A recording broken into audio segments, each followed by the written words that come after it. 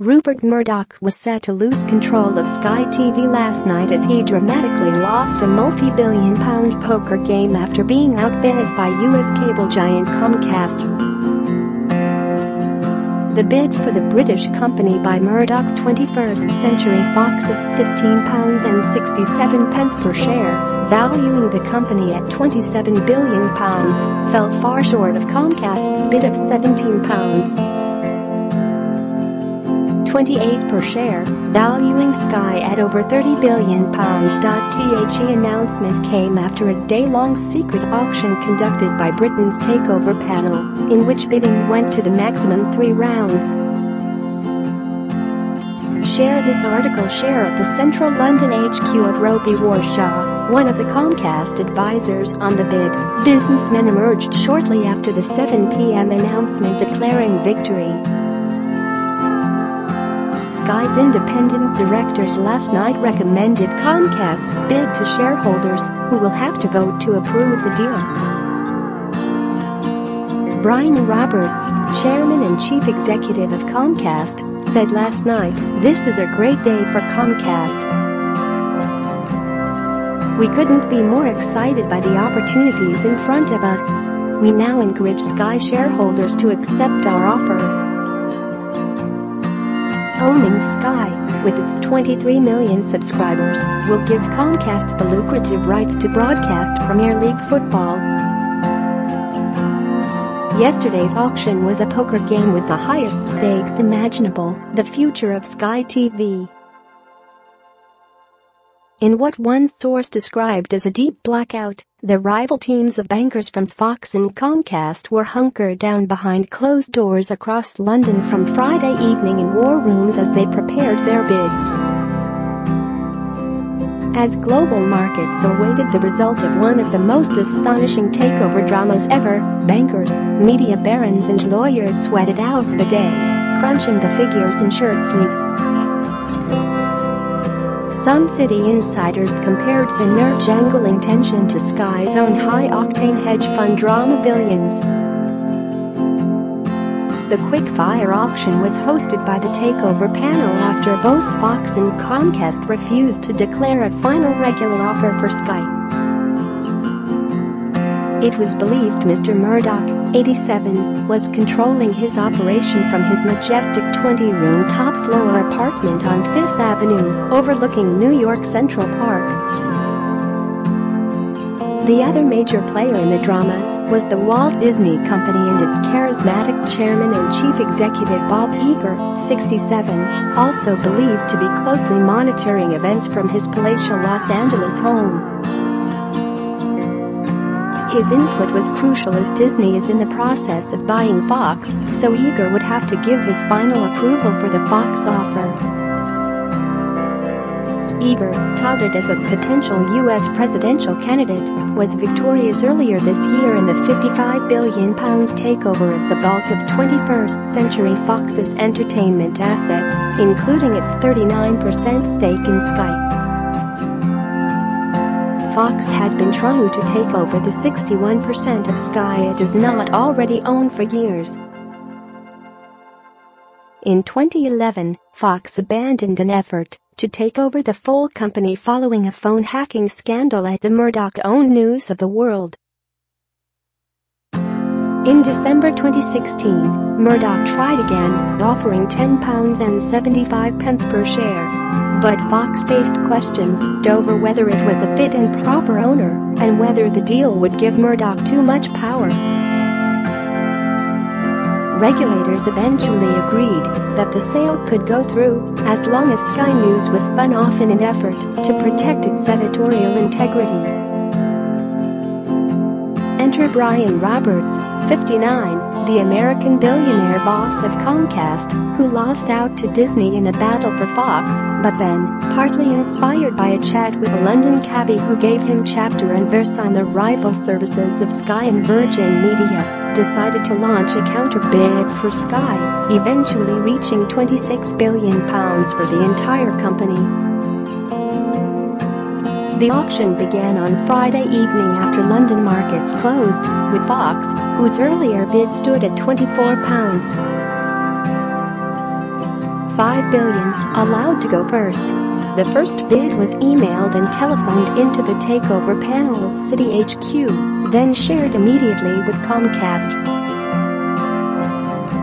Sometime later yesterday, in the second round, Comcast was given its chance to improve on its existing £26 billion bid, which the takeover panel also passed on to Fox. A source in the Comcast camp told the most the tension was palpable as the afternoon light faded. They don't want to send any messages to anyone about what they are doing. There's a deep blackout going on. There's just so much at stake, he said. Justin Urquhart Stewart, of Citi Broker 7 Investment Management, compared the bidding battle to TV drama Billions. There are certainly characters in there that have distinct similarities, he said. They should have made Billions after this, because actually what we're seeing here is people reenacting the television series. And Laith Califf, a senior analyst at Hargreaves Lansdown, compared the bidding war to Sky's Game of Thrones, adding, "It's a battle for control of the global media world." Citi analyst David Buke said bankers on both sides of the deal would be salivating at the chops as they await payment for their work on the auction. One of the senior Comcast advisors, Sir Simon Roby, founder of mergers advisory firm Roby Warshaw, was spotted leading his team at his office in exclusive St. James Place, SW1, yesterday. Sir Simon, 58, is one of the Square Mile's most celebrated rainmakers, so called for their ability to pull off deals for Britain's largest companies. Also spotted were his fellow partners at the firm, Simon Warshaw and Philip Apostolides. Staff could be seen drawing window blinds closed as the auction reached its latter stages. Yesterday evening came the decisive third round, with each side having to prepare their final bid. Pitch too high, and the company would be saddled with a damaging overpayment for the asset. Bid too low, and Sky, described as the jewel in the crown of 21st Century Fox by Bob Iger of Disney, could pass to its deadliest rival. How Australian newspaper mogul Rupert Murdoch grew his international media empire. 1968, Mr. Murdoch buys Britain's News of the World newspaper, building on his family's media empire in Australia. 1969, the media mogul takes control of British tabloid The Sun. 1976, he purchases US tabloid The New York Post. It marks his second foray into the U.S. market, having bought the San Antonio Express-News 3 years earlier. 1981, Mr. Murdoch snaps up the owner of the Times and Sunday Times. 1985, he takes over the film unit of 20th Century Fox and a handful of local TV stations that will later become the Fox network. 1987, he buys U.S. publisher Harper & Row, which is merged with his newly purchased Williams Collins a few years later, becoming HarperCollins. 1989, Mr. Murdoch launches Sky Television.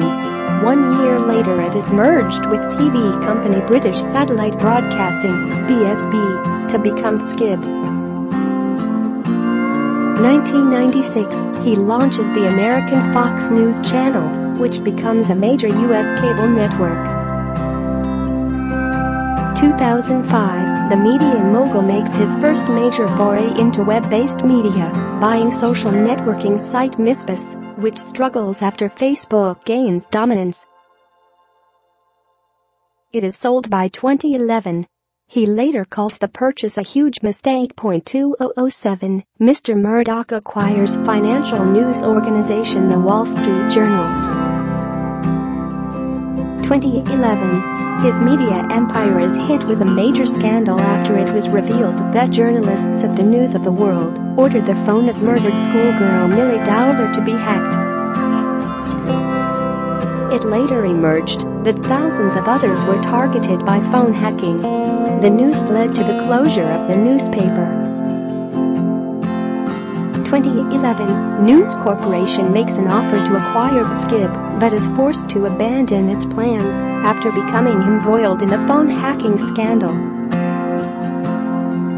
January 2016. Son James Murdoch becomes chairman of Skype, having last held the role between 2003 and 2007. He had resigned following the phone hacking scandal involving the Murdoch-owned News of the World.